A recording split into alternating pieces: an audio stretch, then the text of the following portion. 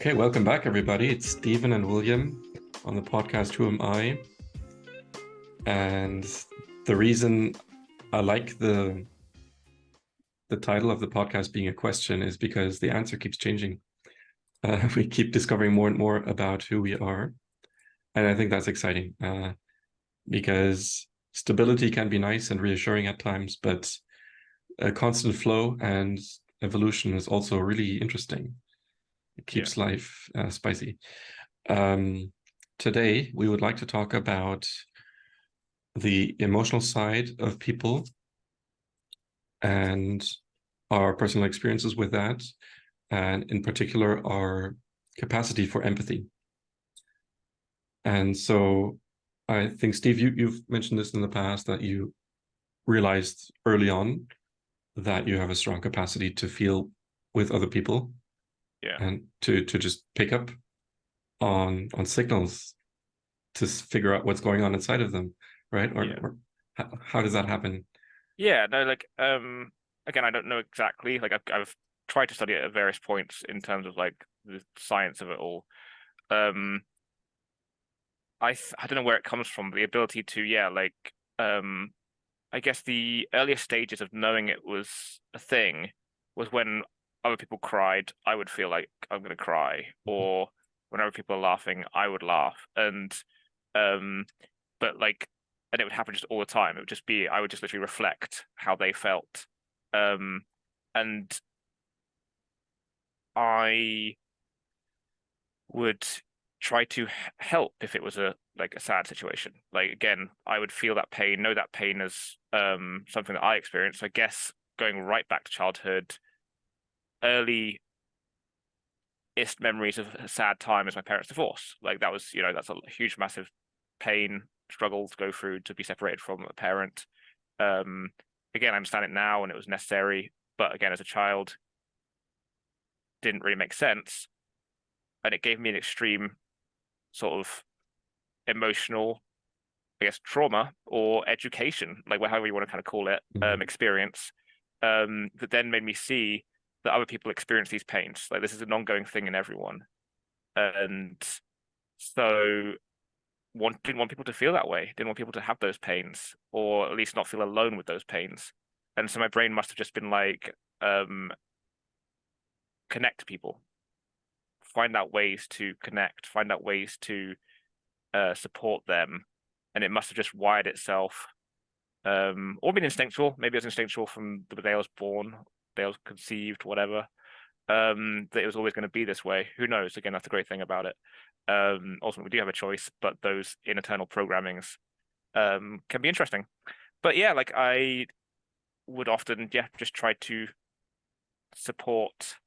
And music often helped me realize, music and films helped me realize it as well. That's a bit strange one, but it's like if you listen to music and it triggers the same emotional response, and like extreme music can make you feel things and yada yada yada. Same with films, with a sad scene with again music going on or just a sad scene, I would start crying. So I feel how I imagine or I see how the actor or whatever is feeling, then I will feel it too. Because that's the important thing. It's interesting. It's not often actually a literal connection. It's an imagined connection. Because I always thought it was a literal. I always thought that I'm feeling what these people are feeling. And yes, I am, but it's my brain going, this is how they feel. I'm going to now imagine I'm getting it right, because I can get it wrong. There's always times when I actually get it wrong. I see someone in distress or something, and I'm like, oh, I'm in distress, go over there. And actually they're just acting or playing or just messing around. So I projected that they're in distress, and I think they're in distress. I imagine they're in distress, but actually they're not. So it's not actually what they're feeling. It's they're acting it.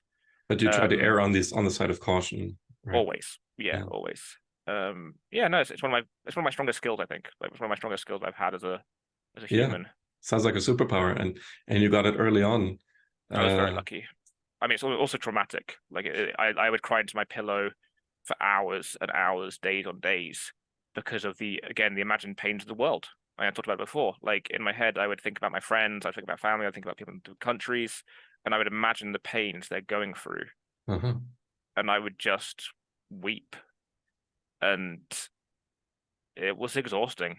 And until I learned to, again, not control, process those imaginations and those connections, yeah, I was quite troubled. It was quite tough. Huh. So you felt the weight of the world on your shoulders Yeah, because you felt a connection. I would say a one-way connection, right? Because yeah, people yeah. don't feel that way That towards way, you. no, no. Although it might be, there'll be someone in the world that does. Like there'll be some Sure. people in the world that will have the same um situation. Um, it is, again, it's fascinating. It's fascinating how it's almost psychotic. Like, I'll be honest, it's almost psychotic because to have that level of taking on the world, Mm. to think that I again, it stems from love. Again, like that's it can twist into some obsessive and painful behaviors, but I've been lucky to not fall into those traps, I don't think. Um, but it's both, again, like anything, it can go be productive or, well, constructive or destructive.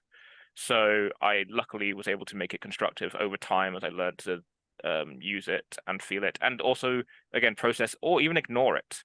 Like that empathy and that emotion is so intense. Like, it was so intense. It still is, and it still is, but I'm familiar with it. It's like um I guess it's kind of like pain. Like, first time you ever feel pain, it's the worst thing in the world. You feel that same pain again and again and again. It still hurts, but you kind of get used to it. You kind of just accept, and there is a threshold where it becomes too much, and it's no, we need medication to deal with Mhm. those levels of pain. But within that threshold, and the same with the emotion stuff. Um, I know with close friends and loved ones, I actually have to cut off the empathy at times. Yeah, this reminds me of doctors of emergency rooms, right? Yes, They must yes. go through a lot of, they must witness a lot of trauma and feel with the patients. And I wonder what strategies they use. One is to cut off their emotions, just Yeah, treat people and cases matter of factly. yeah.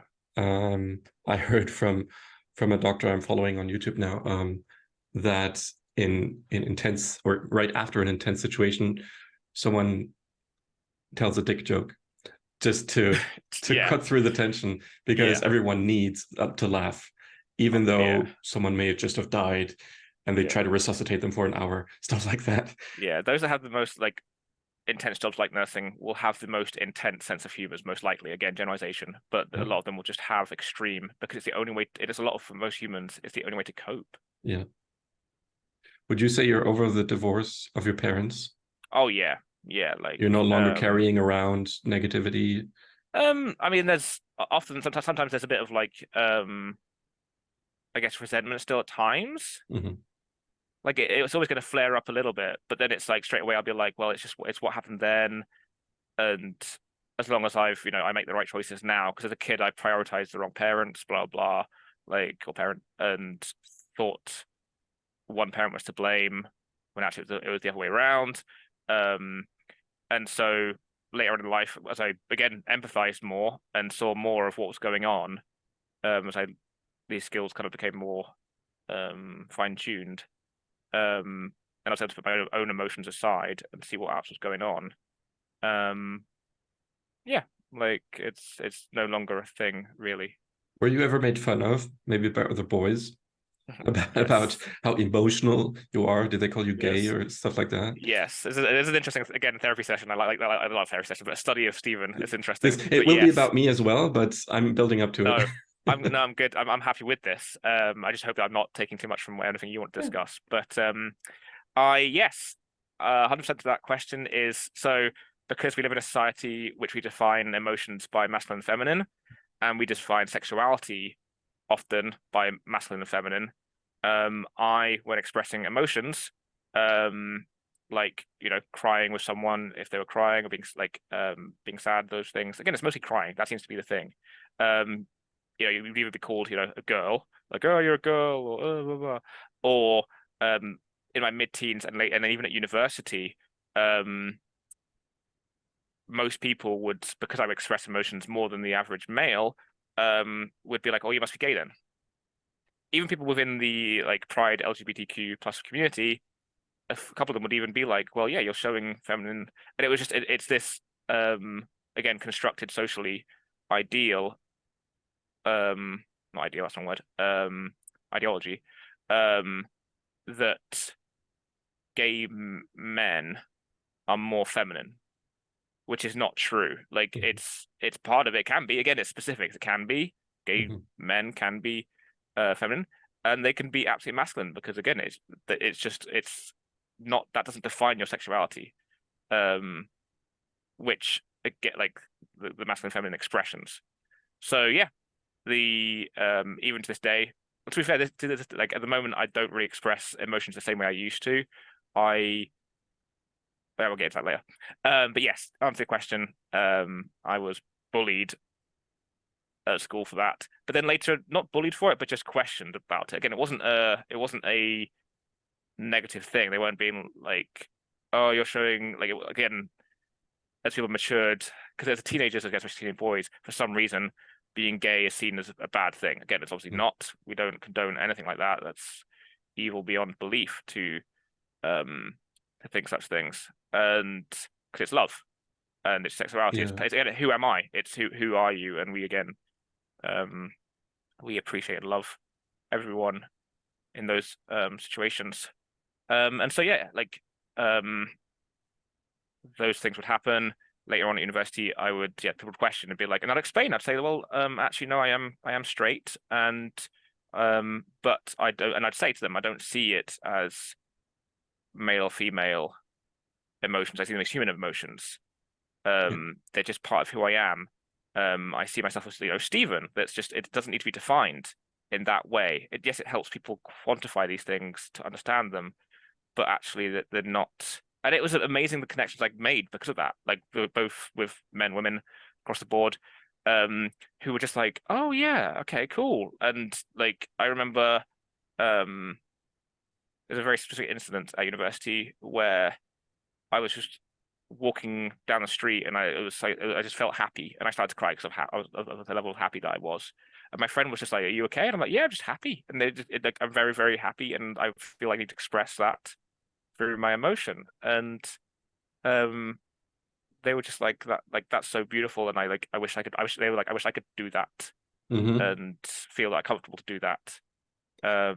So at what age would you say do men start to appreciate the capacity to be in touch with their own feelings and those of other people? It varies a lot, right?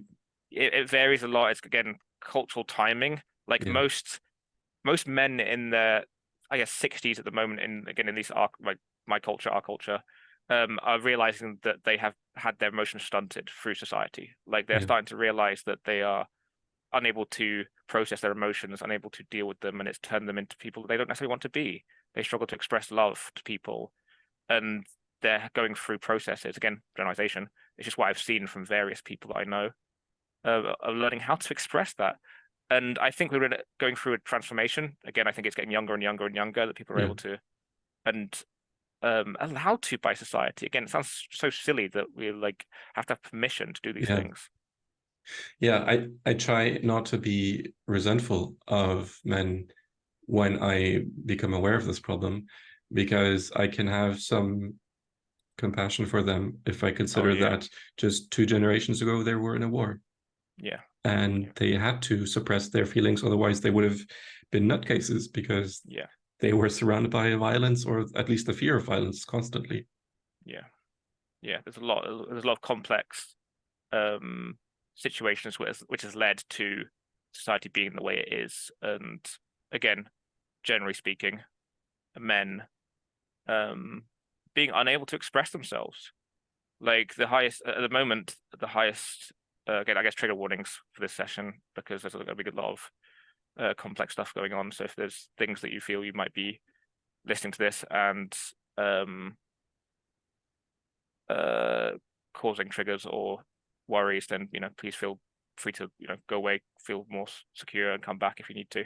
But this is a trigger warning for self-harm and I guess suicide. Most men these days in society are I guess, victims of suicide. Like they take their own life.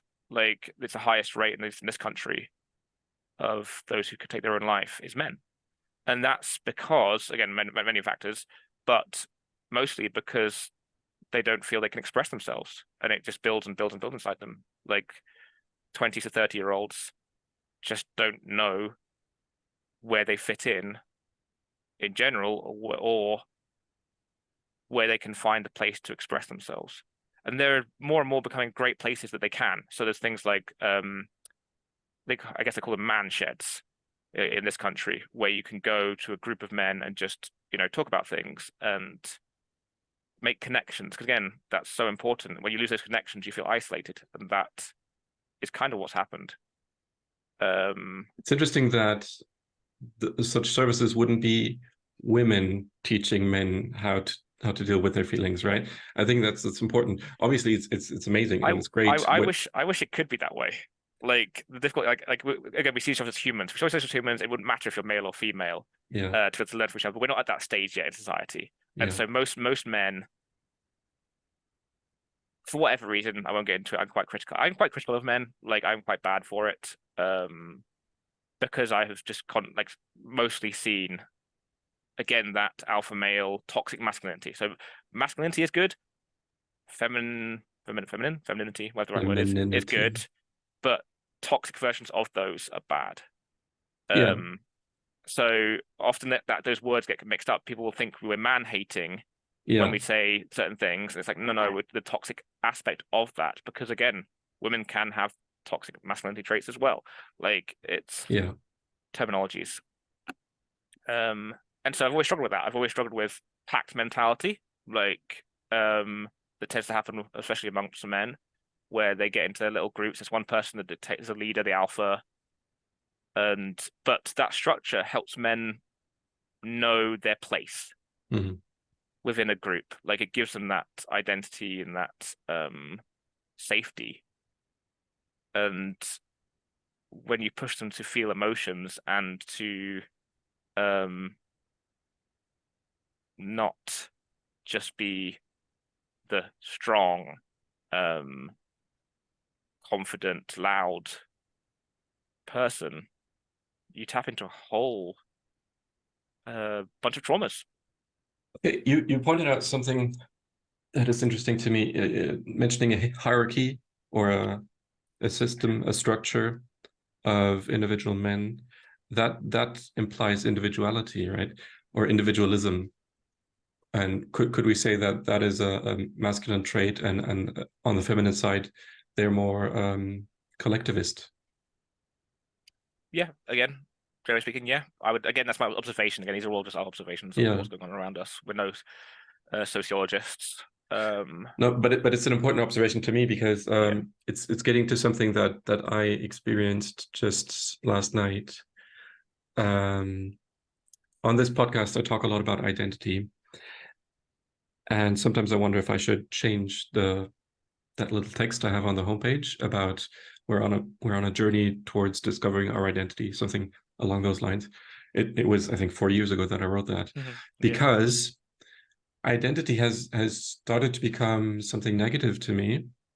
But I guess I need to clarify that there could be multiple definitions here. So first of all, an identity is who I am, what I like, what I do, maybe my name, maybe my relations with other people, stuff like that.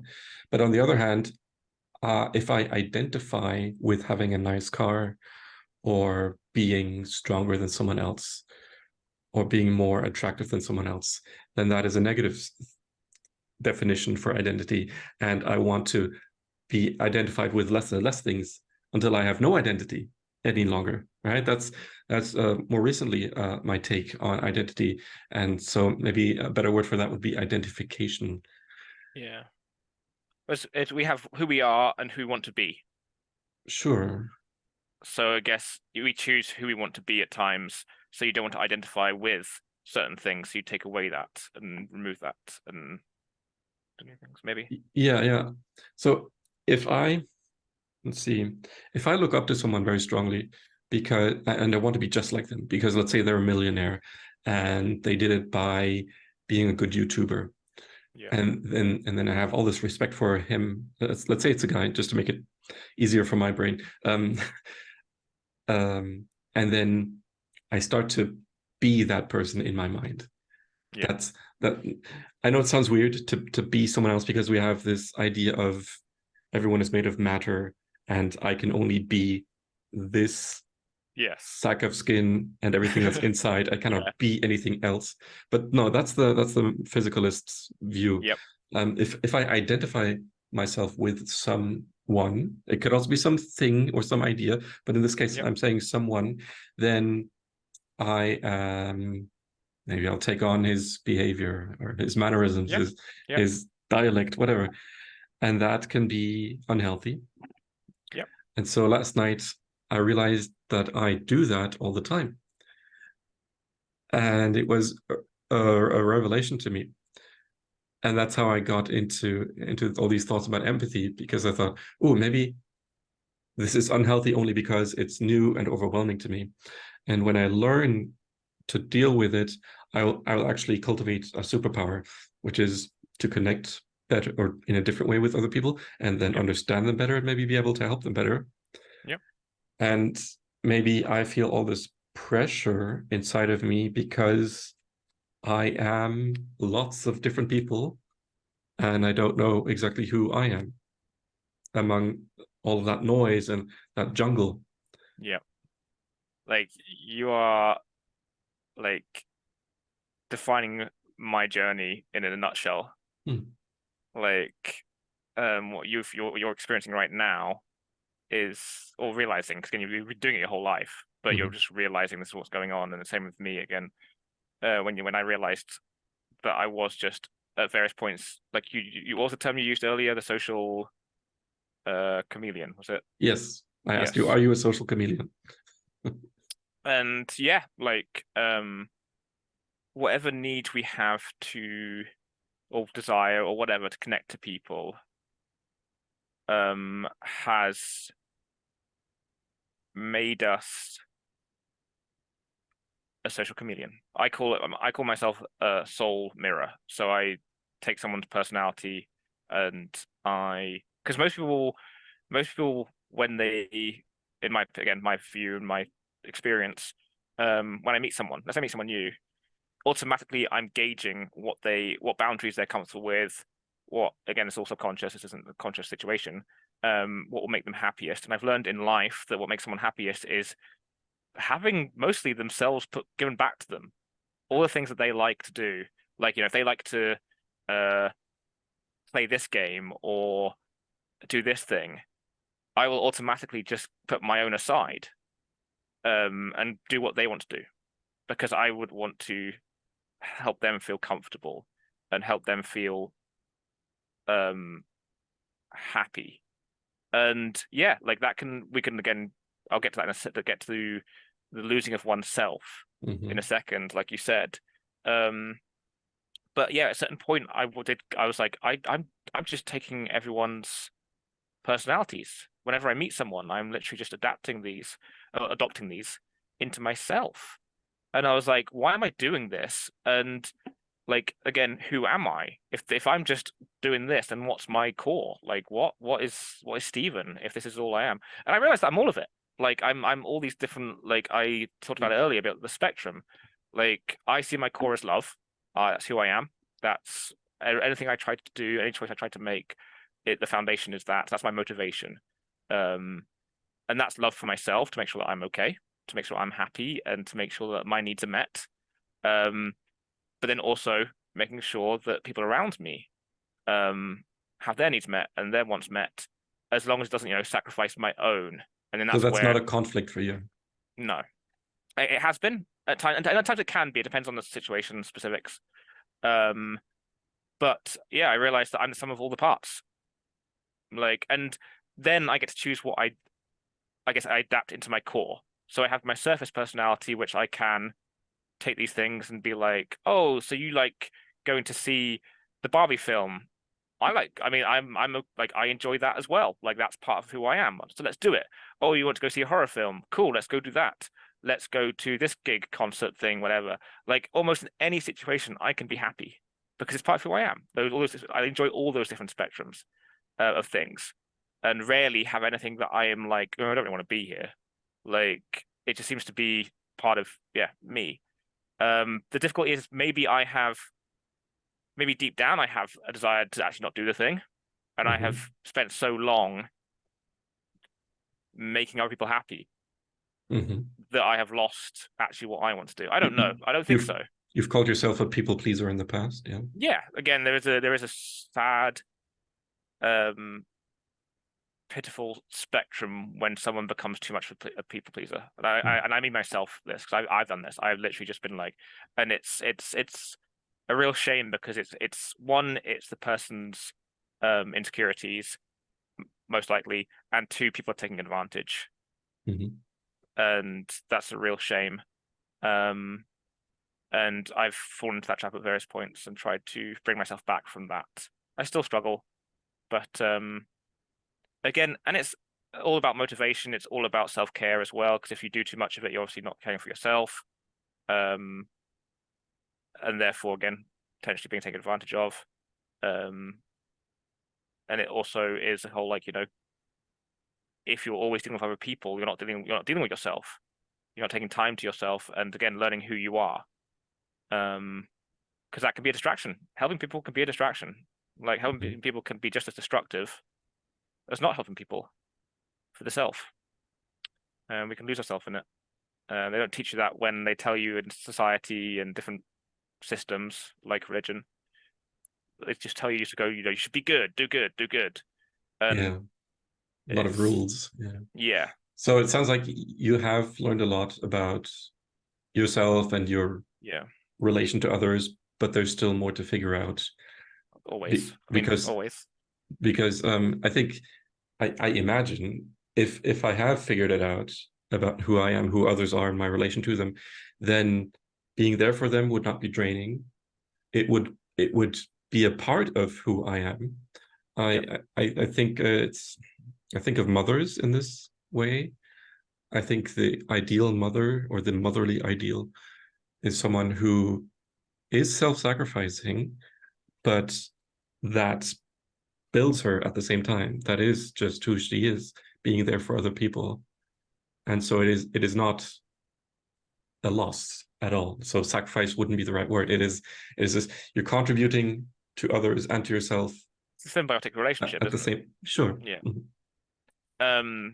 Because that's where it can be difficult with children. Like if you're raising a child, again, anyone, mum, dad, they're aunt, selfish, uncle, right? Children are selfish. Yeah, that's their self-preservation. That's what their programming is, to stay alive. And without their programming, we wouldn't help them, potentially. If they weren't so cute, or what do you mean by programming? Yeah, well, like crying about things, like if yes, etc. etc. Like that causes us to go and help them and stuff. And then blah blah, we get into a whole discussion about that, about how that kind of works. But get back to the point. When you're raising these children and stuff, again, it's easy to slip into a power struggle, and where it's not a symbiotic relationship. It's actually like, no matter how caring you are, you're still going to get exhausted if you care too much. Like if you're always doing things for someone, like you want to talk about mothers. Mothers have been the most betrayed, I guess, factor of society in this country, in my opinion, for hundreds of years, because they're expected to do everything. They're expected to raise, work, hobby, look pretty, all this nonsense, with very little support. And like I know so many single moms that like getting a shower once a week is a luxury for them, because they're so busy trying to do all these different things. And on the outside, they could be seen as the ideal mum, doing all the different things and looking after their kids. And it's like there is a point where it's too much. Like it needs to be a structure to support them, I guess, so they can have their identity as well as their mother identity. If that makes sense. Yeah. It's a very complex one. It's a very complex one, that one. And I guess going back to the point is, how did you feel, I guess, last night when you started to So I felt hatred for certain people. Yeah. And so I started to try to understand it, without being too analytical, because that just forces certain thoughts that might not be correct. So I'm just trying to be observant and just waiting for the explanations to come to me. And I've had these feelings in the past, but something in me is calming down to make it possible for clarity to evolve. It's a process, and so I was starting to understand what it is about these people that give me such intense negative feelings. And then I realized I am these people. And so that was confusing. Yeah. Because, like I said, identity is a tricky concept. And then I thought, okay, can I detach from them? Can I no longer be them? And that seemed to work. It takes time. It can take hours sometimes, until this identification happens. I don't know if I've mentioned it on this podcast before, but oh yeah, grieving. I think I did mention it last time. That grieving is the opposite of identification, because then in this process I will feel an intense sadness, but only for a short time, and I allow it. And that is the grieving process of losing something. In this case, losing my identity with that person. But it can also be a thing or a concept. And it's like dying. So a part of me has died, but that's a good thing. Yes. It's sad in the short term, but it's good in the long term, because now all this stuff covering up who I am is clearing up bit by bit. And then I can just have this clarity. And then it's so weird that my goal is to be one with everyone, but to get there, first I need to be an individual. I discovered that my brain has these beliefs. It's already conditioned to be to have these properties that I want and that I'm aiming for, like being one with everyone, but in an unhealthy way, an unproductive way. And so first I need to become aware of it, break it up, like lose that property, and then allow it to come back without forcing it. And so that's pretty abstract. If you haven't experienced anything like it, you might not understand what I'm talking about. But it reminds me of the maturity continuum by Stephen Covey. And yeah, you've heard of this. He says, I don't know if this is part of the 7 habits of effective people, but he says, first we are dependent. So in our life progression, first we are dependent, then we become independent, and then we become interdependent. And so interdependence is not codependence. It is voluntarily and charitably being one with others, or relying on each other and being reciprocal. And we can't go straight from being dependent on other people to being interdependent. First we need to discover ourselves for ourselves, not in relation to anyone else. And that's what it feels like, what I'm going through. Yeah, I think that is the process you're going through. Like, again, talked about it with me and how when I was like, oh no, who am I? Like when I realized that I was reflecting and taking on all these people's personalities and then picking and choosing my core and then reflecting, I was like, yikes. mass crisis of identity. But then when I did realize that actually, no, it's okay. I can keep my core of who I am once I figured that out. And it's that you can be one with everyone and also an individual and one being yourself. Like it can take place but it has to, in my opinion, it has to be a 51% or more on yourself. Mm-hmm. Otherwise it does become codependence. You lose your identity in that. Which seems like a contradiction to what we're saying, but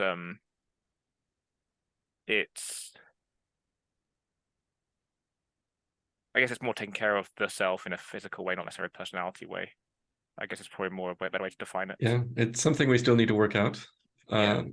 Me maybe more than you, but when I listen to teachers or speakers in general talk about these things, I don't want them and I don't need them to lay out things exactly as they're going to happen and give me a recipe, instructions. Just give me some of their experiences, give me some context, and then that'll trigger something in my mind and get me going on my own journey.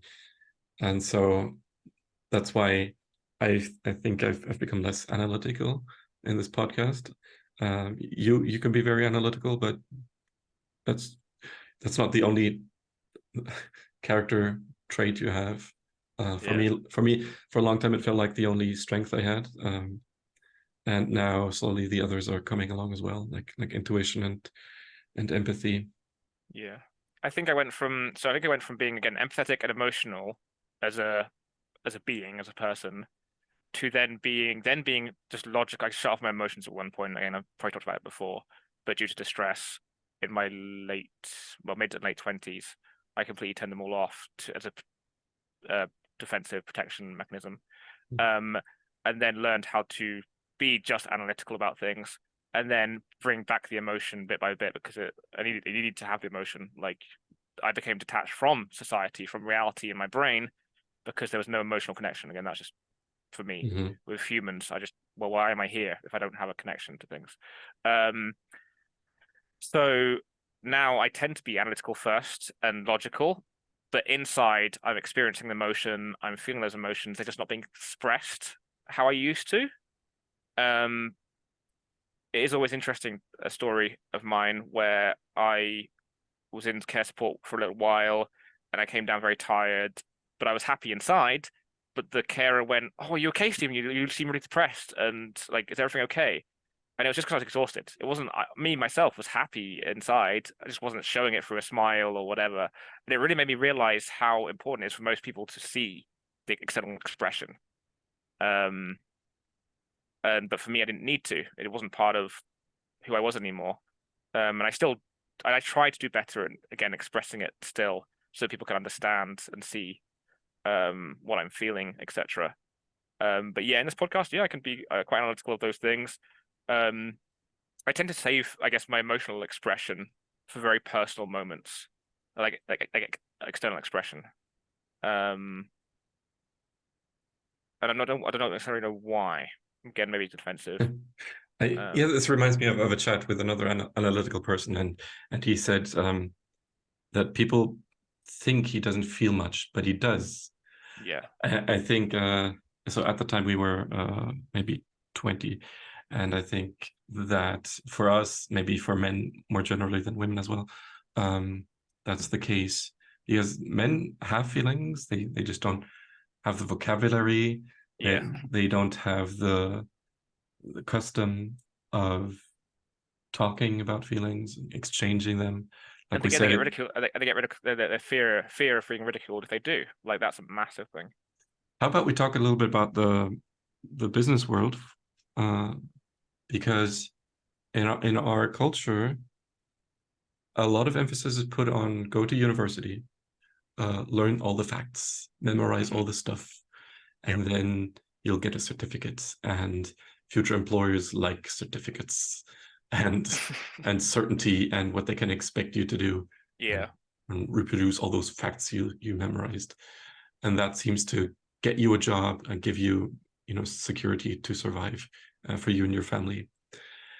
And that is slowly less reducing, I believe. I think the since all the manufacturing jobs are going overseas, we are forced to consider other types of industries that are more service oriented. And here, the feminine attributes are a huge asset. So that's another reason I'm starting to see the value of developing those traits, and not by going to university or from reading books, by interacting with lots of people, by meditating, because learning about yourself helps you to interact with other people better. And I find it exciting, and I like that I'm not stuck in one career and trying lots of different things. Yep. Again, being able to be a bit more adaptable, diverse, is I think is important, but it's hard. It is hard. And again, in jobs, I think it's just too much expected of people in jobs these days, if I'm honest. I think again, we talk about responsibility. I think it's too much responsibility on just, again, like a service job. Like working in a service job, the public will think that you have to get everything perfect and everything right, and because to them it's a menial job.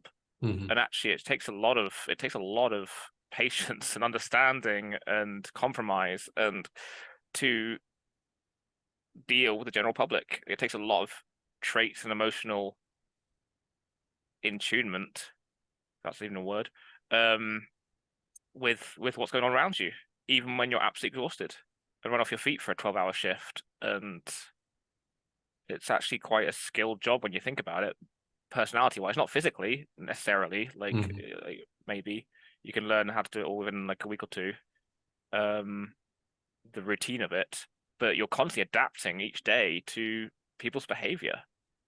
And that's quite a intelligent thing to be able to do that. I know someone who has been really successful and probably very rich because of it. And one time he said he's never read a book in his life. And I don't know if that's a hyperbole, but it doesn't matter. He tries to teach these skills of empathy, for example, and it hasn't worked for me in the past.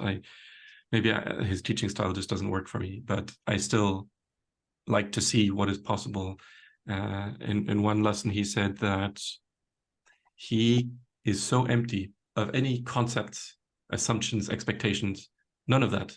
He's just totally receptive. And so when he is on a call with someone, these days it would be a video call, which helps a lot with perceiving someone's inner workings. He can just take in everything that person has inside of them. So thoughts, feelings, fears. And because he's done so much work on himself, he's able to then quickly interpret the feelings that he is adopting, like you said, like you do.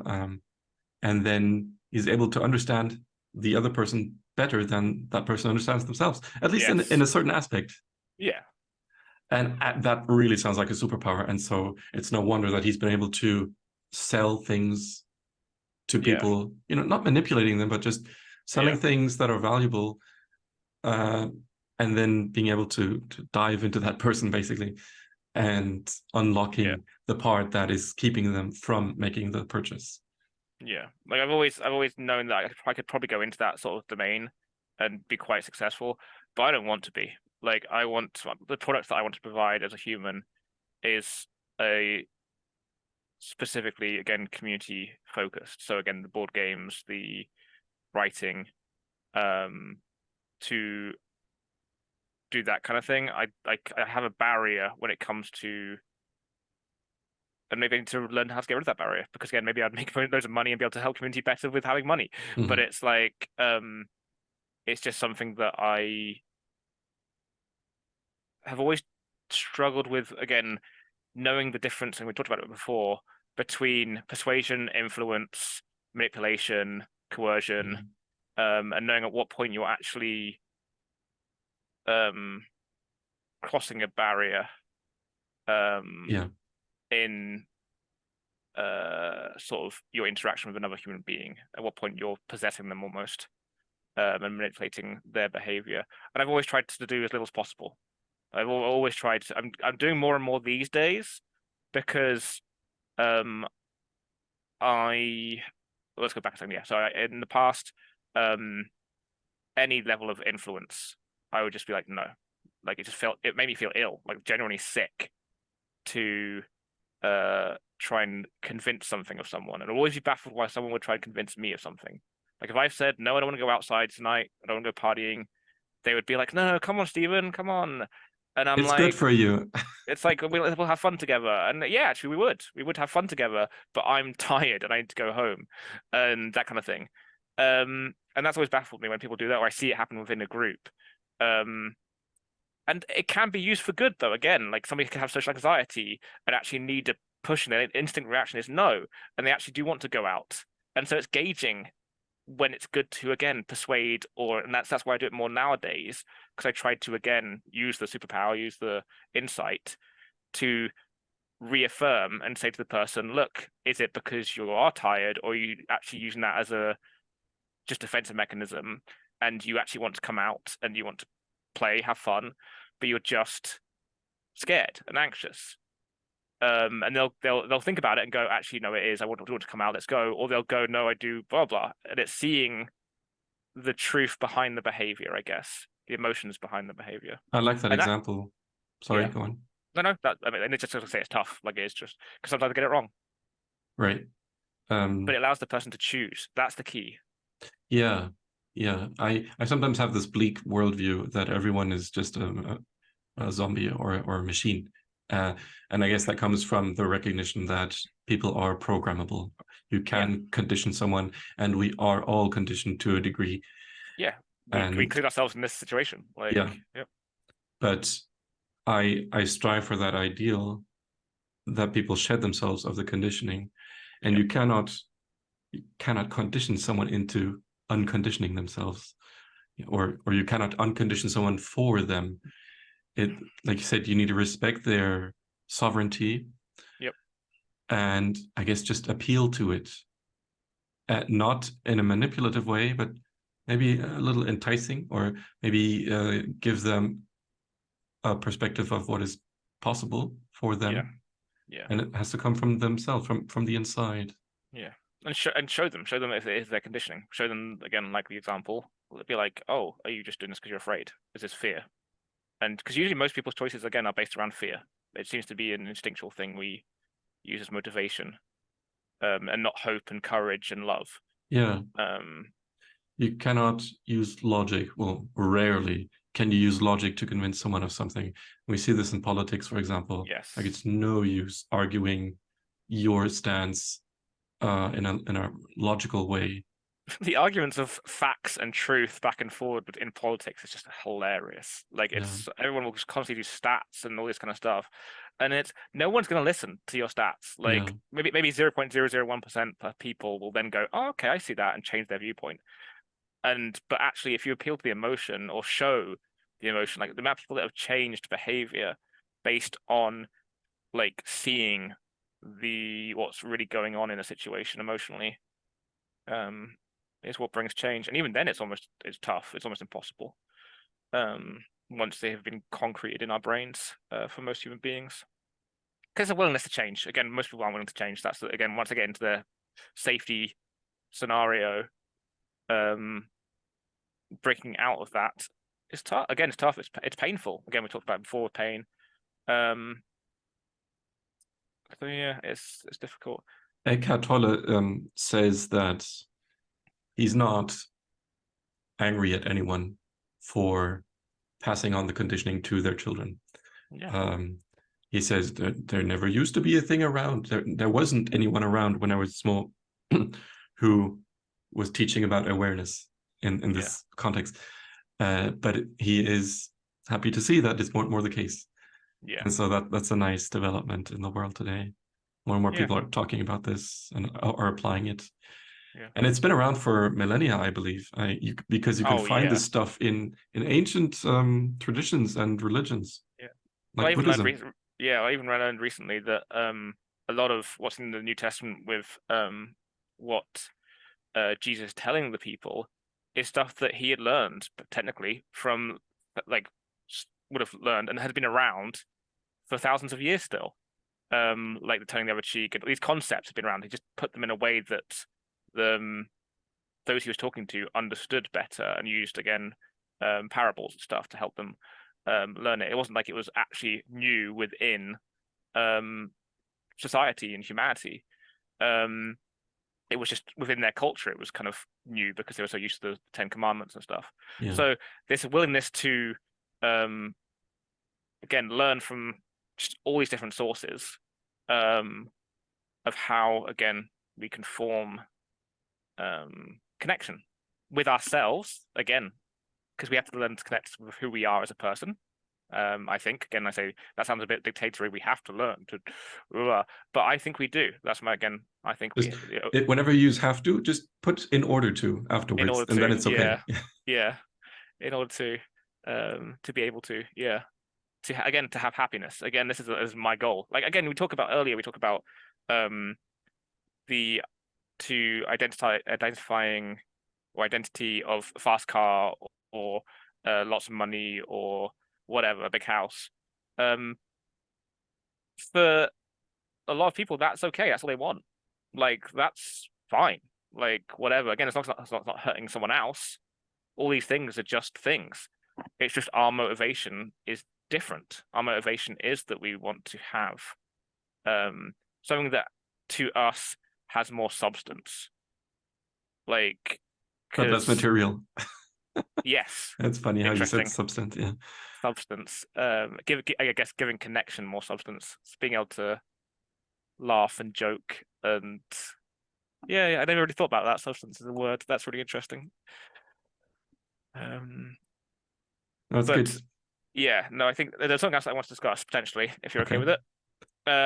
We talked about um mirroring and chameleon behavior Mhm. with people around us. There is a thing in autism called masking. So it's a very similar concept where people won't know how to behave, people with autism won't know how to behave, so they will adopt, put on a mask of what someone else is doing to be able to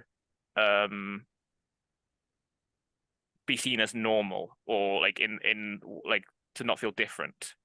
And people have said about me that that might be what I'm doing. Like I have like it's like autism is within my family. Like I think I have two nieces and a nephew diagnosed. And my even though my dad wouldn't admit it, he's definitely on the spectrum.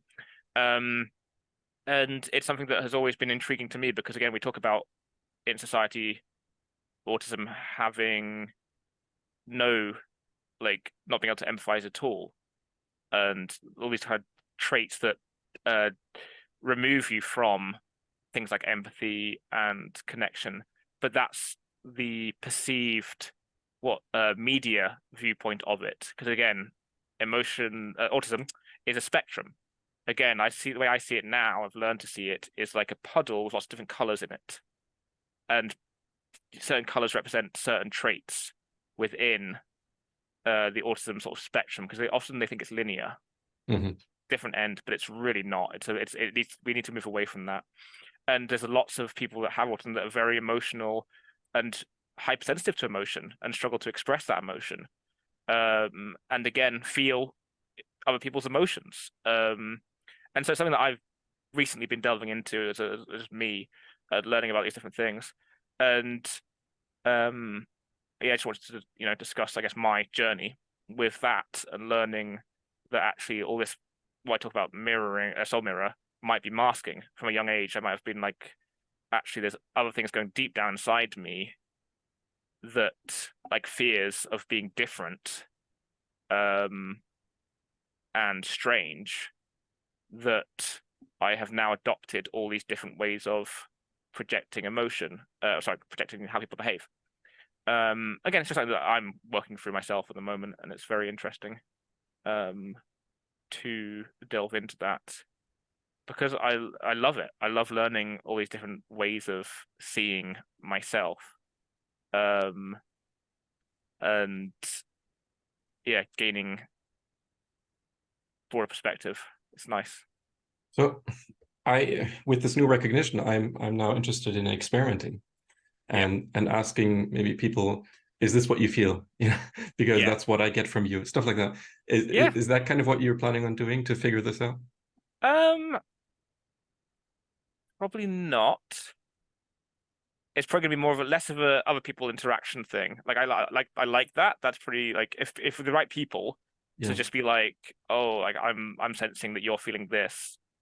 Sounds like a magic trick when you say yeah, like I have a feeling. yeah. Whereas this for me will probably be more of a like, okay, again, why do I do this? But then on the flip side, I am comfortable expressing so many different aspects to my personality, and people do call me weird and chaotic and strange, but in a loving way. Like because I feel happy to be able to express all the sides of me that I guess a lot of people themselves probably keep hidden. So maybe things that I learned as a kid, but now in my life, I don't feel like I'm hiding anything. Like I don't feel like I'm Yeah. hiding. I think that could be a good and healthy thing. Yeah. You know, there are these different categorizations of personalities, like Myers Briggs or the color code. And I think it's limiting to put yourself or someone else in one or two categories and then just say, that's me. I think you could say, that's me at the beginning. Yeah. And then you can work on or discover the others inside of you, because I believe that everyone has the capacity to develop empathy and analytical thinking and intuition. It just some take more effort than others. Yeah. Again, to me, it's all part of the human experience. We should like again, unless we want to just cut one off and only do one. But I think that it's healthy to again explore all of these ways of doing things, because again, it's like if it's like exercise. The more you try it, the more you do it, it'll become easier. Like, and you'll go through a journey that is chaotic and painful at times, and the actual understanding of things and people, because again, we are on that journey of connecting with people. Again, we talked about it, like the spiritual journey, like the one consciousness, sort of learning how to perceive itself through Stephen, through William. Yeah. And the more we create unity, but love diversity, the better, in my opinion. Well, the happiness levels will be like, striving for peace and harmony and happiness. When we explore empathy, especially, I think we form connections with people. At least that's how I have. Like, I'm very lucky to have many, many friends and people who come to me for lots of different things. And I don't think that's anything special about me. I just think that I've been able to learn how to feel together, like feel an experience and make people relaxed about and let them know they're loved and cared for. And it seems surprising that that so few people receive that from others. Yeah. I just had to think of the Maslow's hierarchy of human needs, how what we're talking about usually on this podcast is pretty high up in the pyramid, like True. relationships, learning about yourself, and the lower needs, the more primitive but even more Still necessary needs are for survival, and security. And it seems like a lot of people would like to work on the things we're talking about, but they're poor, they're hungry, they're scared, they're victims of violence, whatever. You're so wise and insightful. Yep, that's spot on. But we don't have to be rich and safe to work on these. Like, it's not a strict linearity of needs. You can start to work on the things at the top somewhere along your way of becoming self-sustaining in a physical way. And you will find that the things that are keeping you from becoming rich or safe or healthy are the very things that we're talking about. So sometimes you need to turn the pyramid on its head. Yes. It's tricky, Yeah. I know. No, you're right. It's a very good way of putting it. Very, very, again, insightful way of putting it is that, yeah, sometimes I still believe that if there's no blockade inside of me, I will become rich automatically. yeah, Nothing will keep me from just having so much energy and so many ideas that yeah, it'll be easy to yeah, become a millionaire. That's just one yeah, example of how things can flow in the other direction than we expect. yeah. Like, wording of this. Yeah, natural flow is so important. Organic, thinking, harmony, again, these terms I use quite a lot, will allow you just to experience and I guess be productive. I don't know if that's the right word, but like in a way that allows you to just focus your goals in whichever way you want and then achieve that goal and then boom, achieve that goal. And I think that's what happens to us, I think, when we achieve that. But again, it's absolute pleasure being able to just talk to you about these things. Because again, the connection that we've had how long now? Like 4 years. decade? Oh, Well, sorry, being so friends. you and me, yeah. Yeah, Uh yeah, Probably. sounds right. Yeah. And yeah, like being able to grow together and learn together, that connection is invaluable.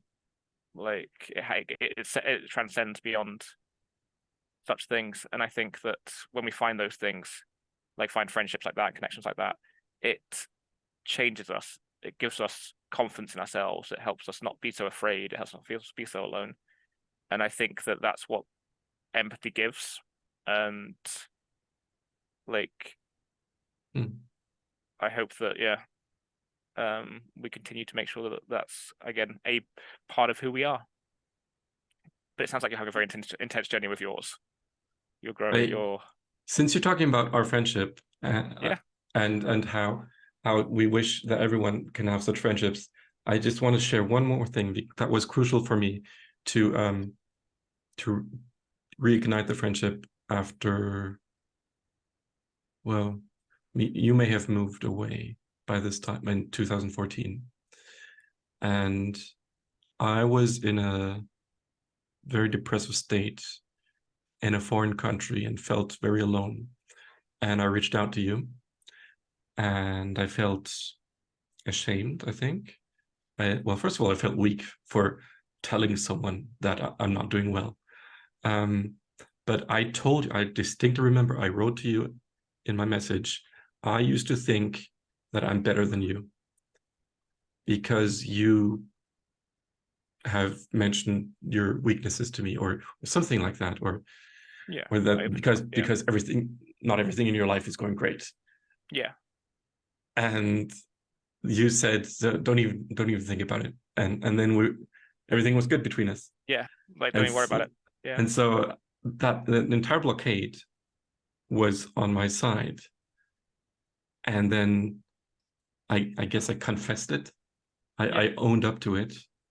And it was a risk because I thought of telling you that you're stupid might want you to get rid of me out of your life. And it did just the opposite. And so yeah, that's just something I thought worth mentioning to some people out there who might be too ashamed of admitting they made a mistake with someone.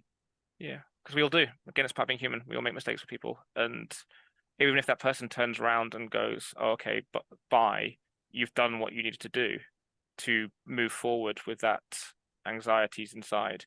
And I'm glad that we're both again on a level where we can communicate those kind of things and like accept again that we're human. That like again, then what's funny is that I've always seen you again as like I've always had massive respect for you. Like again, your intelligence, your insights, like being in classes with you in like church study stuff.